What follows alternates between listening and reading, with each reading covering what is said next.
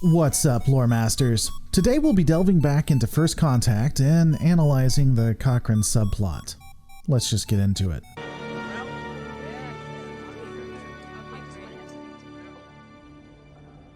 So I won't talk too much about this, but it does need to be said. The fact that there is an entire small little city surrounding this silo is absolutely insane.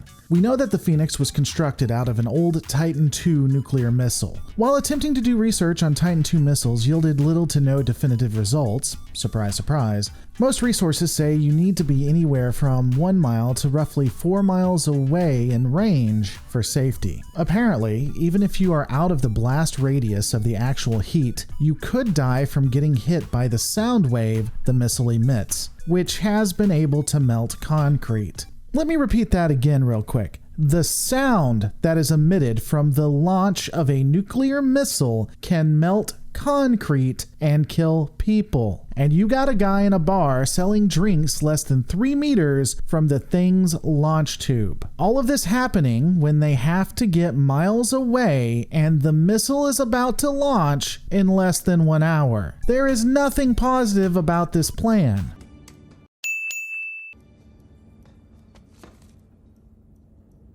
Only got an hour to go, Doc. How you feeling?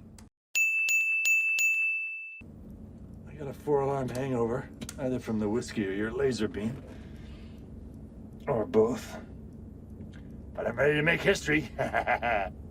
I'm pretty sure Cochrane was bipolar. Troy to Commander Riker. Riker here? We're ready to open the launch door. Go ahead.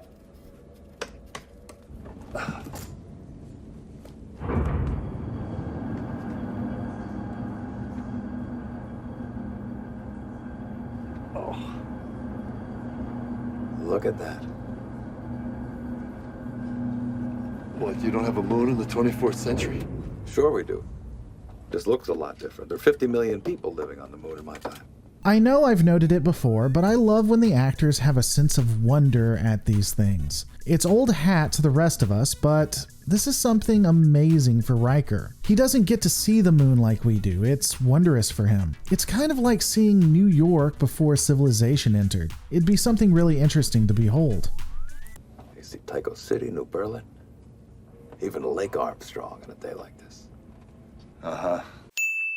And you know, Doctor... Please, don't tell me it's all thanks to me. I've heard enough about the great Zephram Cochrane. I don't know who writes your history books or where you get your information from, but you people got some pretty funny ideas about me. You all look at me as if I'm some kind of saint or visionary or something. I don't think you're a saint, Doc. But you did have a vision. Again, the glorification of Cochrane is pretty immense, but it's not this line in the scene that I love so much. It's coming up. Wait for it. And now we're sitting in it. You want to know what my vision is? Dollar signs. Money. I didn't build this ship to usher in a new era for humanity. You think I want to go to the stars?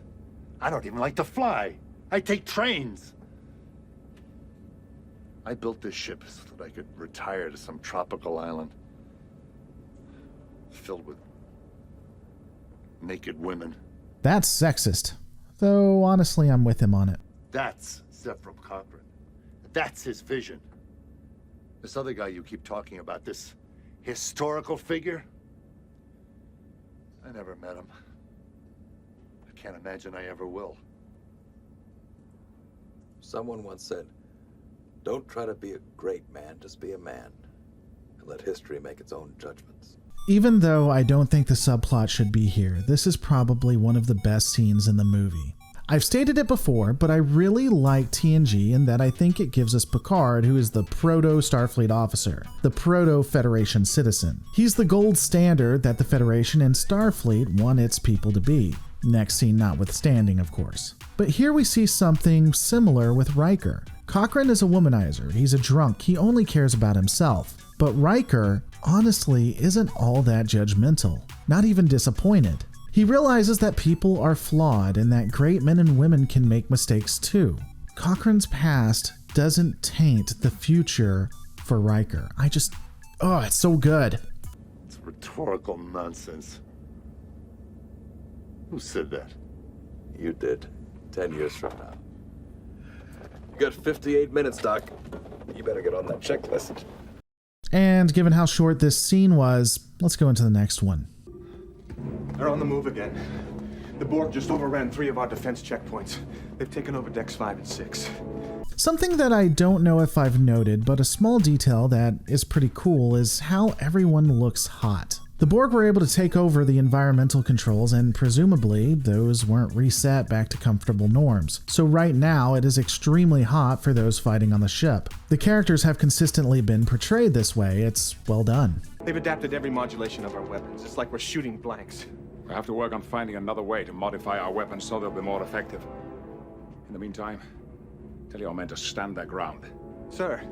Fight hand to hand if they have to. Be really nice if they had some bladed weapons right about now. Okay, joke aside, let's talk about that for a moment. One of the most frustrating things about analyzing Trek is that Starfleet will continually not learn from its mistakes. Now, ironically, one of the pieces about Disco-era Trek is that they fix it a bit, but in Legacy Trek, it makes no sense. The Borg and Jem'Hadar are constant threats in-universe at this time when the movie is taking place, and the Klingons had been a threat for centuries. The fact that there are no bladed weapons and no melee weapons for them to use shows either complete stupidity or a brazen ego. If I was being kind, I might say that historically Starfleet just didn't fight enough, so the creation of such things might be considered unnecessary. But the absolute stomping that happens when Starfleet officers aren't prepared should change the mind of anyone who's at Starfleet Command.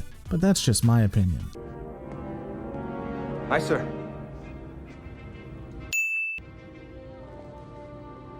Wait. Captain, our weapons are useless. We must activate the auto-destruct sequence and use the escape pods to evacuate the ship. Now! Jean-Luc, if we destroy the ship, we destroy the Borg. We're gonna stay and fight. Sir, we have lost the Enterprise. We should not sacrifice... We have not lost the Enterprise, Mr. Worf. We are not going to lose the Enterprise. Not to the Borg, not while I'm in command. You have your orders. I must object to this course of action. The objection is noted. With all due respect, sir, I believe you are allowing your personal experience with the Borg to influence your judgment. You're afraid. You want to destroy the ship and run away. You coward. Jean-Luc. If you were any other man, I would kill you where you stand. Get off my bridge. And, go where exactly? To get assimilated by the Borg, or, I don't know, go stand on the hull again?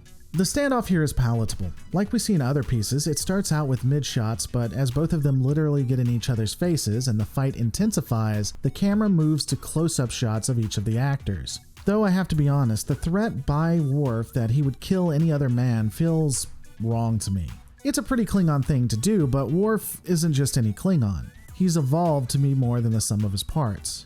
Though I guess we could play this off as him being exceptionally stressed, so I guess it works. Picard is of course off his game and not acting like we usually see him, but we'll address that in the next video.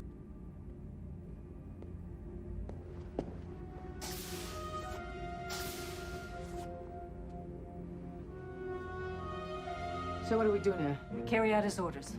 Dyson, Kaplan, start working on a way to modify the weapon system. Stupid. If we can get off this ship and then blow it up, let's do it! Once the captain's made up his mind, the discussion is over. Ain't no one gonna talk to a black woman like that. Stay tuned as the next episode we break down the fight between Captain Picard and Lily. It's gonna be a good one.